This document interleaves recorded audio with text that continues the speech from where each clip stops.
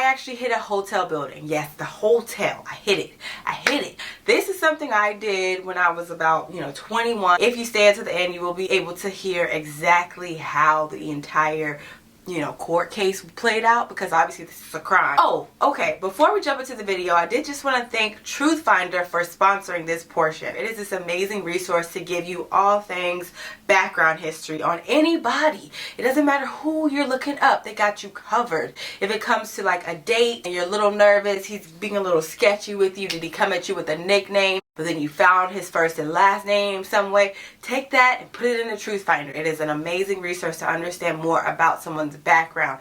And beyond that, they give you insight into where the predators and sex offenders are in your area, so you know not to go there, not to be in that vicinity. So I was 21 and a hotel secretary. I was making $11.75 an hour, working 9 hours a day. So as you all can imagine, I was broke. I rented an apartment, a 1-bedroom, because I was super antisocial. I was always worried about my rent. Then one day I got hungry and I just said, you know what? F it. I'm just going to use money for food and not rent. This choice caused this huge event, guys. So I decided not to pay my rent for a month, and then I took it to the next level and decided not to pay my car payment for a month. So I was just buying clothes and eating food and, being normal and you just feeling stable, which was stupid, very dumb. I should have kept struggling and starving. So yeah, I let this go on for 4 months because I knew I had a tax refund on the way. So I was like, I'm going to just keep eating food until the tax refund, and I should have starved until the tax refund. So just from there, the night before my tax refund, I stayed late at work, and when I got home, I could not unlock my door. Instant panic, even though I knew I hadn't paid my rent in 4 months, so this shouldn't be a surprise, but I was so panicked, and they changed the locks on me. So that's what happens when you get evicted. If you're not there, they're going to change the locks. So I wasn't there, and it was the most degrading and violating thing they could do because I had nothing to wear, and I could have left valuables in there, which I guess they assumed if you can't pay your rent, you don't have any valuables. I couldn't access my money that night when I needed to get a hotel room, so I had to call my mom. And then she got me the room and asked me to come live with her. And I was like, oh, no, a huge trauma bond, horrible person, never want to live with you. But from there, I have all this pride, and I began burning through my tax refund. I got out of that hotel, kept going to hotel room, trying to find apartment, but nobody would approve me because I had an eviction. And just from there, I got into a depressed state, and I found out from my college friends that if you drink, you should smoke a black and mild to sort of elevate the trip. But it's like, never do that. Don't listen to people at college. So it was crazy. The night before I was able to pick up my items, I took it to the next level. And just as a backstory on that, after you get evicted and they lock you out, they allow you to go get your items on a set date. So I had been dreading that date because I would have to put my stuff into storage and face the fact that I was a broke bee. So the day before, I got super drunk. I drank a bottle of wine at the hotel from the gift shop, and then I went to the hotel bar and I got a margarita with a double shot of tequila. Crazy girl. And then to top it off, I want to go get that black and mild like they told me. So I got in my car. Disclaimer, we do not condone drinking and driving. This is just what happened to me when I was 21. So I did that. After listening to loud music, I got back into the car and I was smoking the black, and then this is where it all gets foggy. So I remember driving so fast, but I saw my right turn. I didn't want to miss it, so I slammed on the brakes. And when you're drunk, you hit things a bit harder, and that's exactly what I did. So as I'm slamming the brakes, my car spins out of control, and it just spun right into the corner of the hotel building. So I hit the corner of a Hampton Inn, the concrete of the hotel. I hit it so hard that it did not harm the concrete, obviously, but I just damaged the heck out of the front grill of my car. And I knew if somebody came out there, they were going to lock me up. So I backed out and hit some bricks by the pool of the hotel, which I feel horrible about now in hindsight. So still drunk, I had little control over the car, and then I just sped into the hotel I was in. So the hotel I was in was a Marriott, and I was literally 1 mile away from the Hampton Inn. So it was like, if you were, not trying to get caught, why be right beside it? Just an idiot. So just from there, I parked the car in a handicap, drunk, like just trying to get harmed. So I parked my car in a handicap, and just from there, it was the drunkest I've ever been, because I literally made myself throw up, and I kept walking in circles because I couldn't fall asleep. And then at like midnight, I heard banging on the door. I look out the peephole and see two cops. So obviously, I do not answer the door, and I'm finally able to sleep.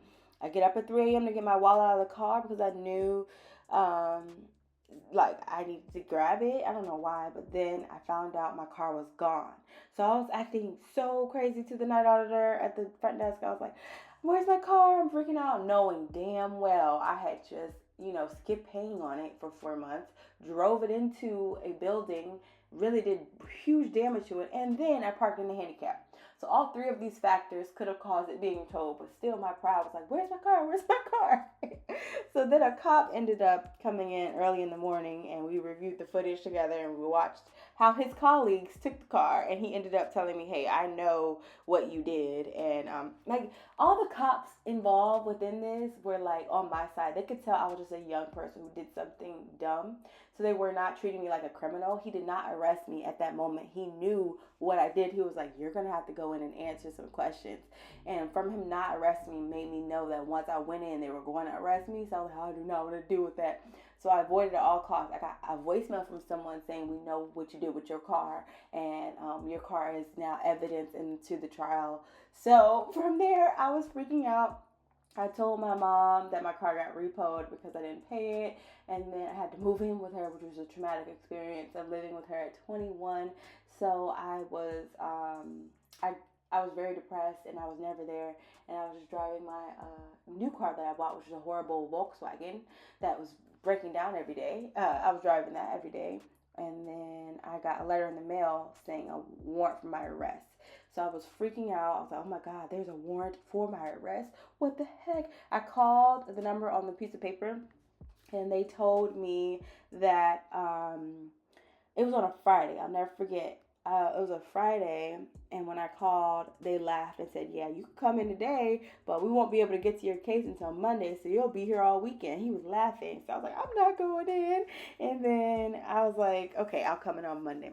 So I came in on Monday with my mom. She's so supportive. And if you have a warrant for your arrest, and you didn't do like a huge crime that harmed anyone, they still have to go through the motions just to adhere to their policies. So they had to arrest me and handcuff me behind my back, take me into a holding room. So the holding room is right near prison or jail bars. So I saw the jail bars. I even saw a second floor of people walking with chains on them, like people who went to jail. So I'm sitting on this little, like, I guess it was like a bar stool or whatever. And on the bar stool, I was freaking out because I'm like, "Oh my God, I could not believe I'm in here." And this one man came in, and they made him empty his pockets. He had all his money in there, and he was calling on the phone that was by me. He was calling someone. He definitely did drugs or something. But like, I was so blessed. I was only back there for like 10 minutes. I told them my story of like, I don't know what happened. I think I may have hit something. I'm not exactly sure. I was just lying because I knew that if you tell like completely what you did, it's like they're going to lock you up, So I watch a lot of murder stuff, so I know what to do. So just from there, I was in there for 10 minutes, and then I had to go sit at another table and basically have a hearing with the judge. The judge is the same guy who I met in the beginning of this when I walked into the prison or the jail place. I walked into the jail place, and he read the paper that I showed him that I got in the mail. He was like, "Well, I'm going to have to process you in just based upon this paper." So he processed me in, did the motions, but I could tell he was protecting me too because he didn't make them fingerprint me or put me behind bars or anything like that. So they made me, I think it was because of how quickly I responded too. It was like the day I got the letter, I went right in and showed myself. So I think that was like a good, kudos to me. So then, just from there, I sat in there for 10 minutes. And once I got to him, he said, I was mad at him again. I was like, wow, I have to meet with you again. You could have just did that the other way. But whatever. He was like, if you don't appear to court, you will go to jail for real. So he just gave me a notice to appear. I had a court date and I was gone. I left to my own devices. So for some reason, I left the gym, and for some reason, it was just a random day where I left the gym, and I was like, this real estate lawyer was in my area, and it was like right beside the gym, and I walked into the real estate lawyer and told him my story. He said he wasn't going to help me, but then his colleague, a female real estate lawyer, said she would do it. So these are real estate people. They're not like traffic lawyers, but like I was really lucky because she took traffic law in college, so she took my case for $200. She was like really new in the firm and just trying to get her name out there. She took my court case for $200. When I tell you, the hotel wanted $100,000 from me, and they wanted to put me in jail for 6 months. Like, that's how the details were talking. The details were detailed. I was freaking out, y'all.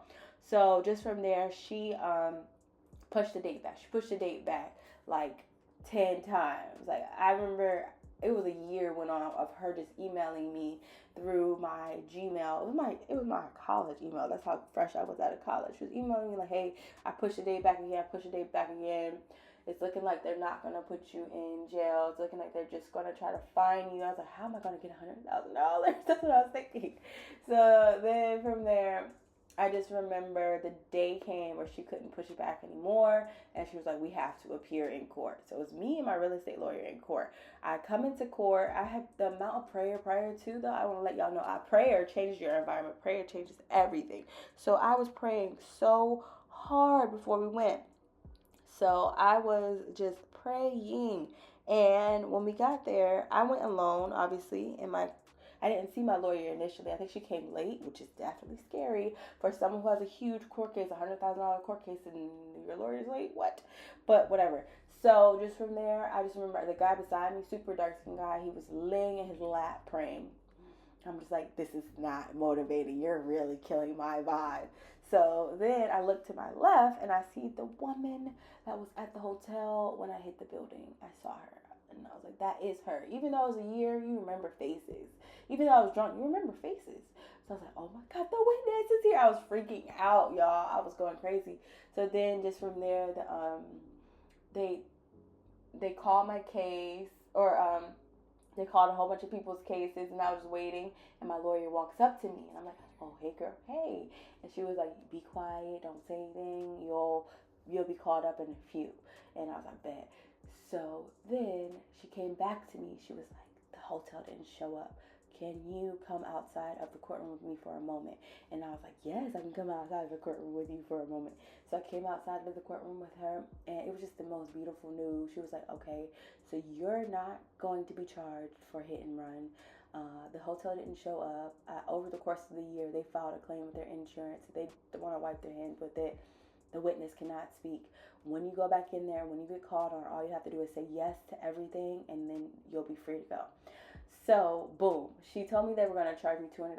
So, basically, I went up to the judge, and he went through the charge of improper equipment, which is basically like if you have a tail light out, you'll get charged.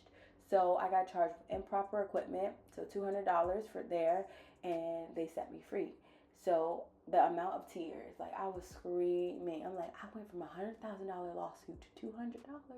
God is so good. And you know, back then I could barely even pay that $200, but that was the happiest I've ever had to pay that $200, because I was like, yes, God is real. Like I did a bad thing, but God was like, no, you're not ruining your life. And I'm like, if that would have went on my record, there's no way I would have been able to get the job that I've had to this day. There would have been no way that I would have been able to do a lot of things, just because your record is everything you have if you grew up poor. Okay guys, that was the end of this video. Comment below what you think of my, mistakes. I can take it. I'm aware of my weakness, and I would love to hear what you got. Give me what you got. I'm ready. And yeah, comment anything else you want to say regarding my wax melt method. Let me know if you've tried this method in the past, as well as Give this video a thumbs up, as I mentioned before. It helps YouTube's algorithm. Subscribe. You can follow me on TikTok at Sense of Vision. You can follow me on Instagram at Sense of Vision and BossVision_. So yeah, I hope y'all have the great rest of your day, your week, your next hour. Just live in your purpose and love life. Okay, bye.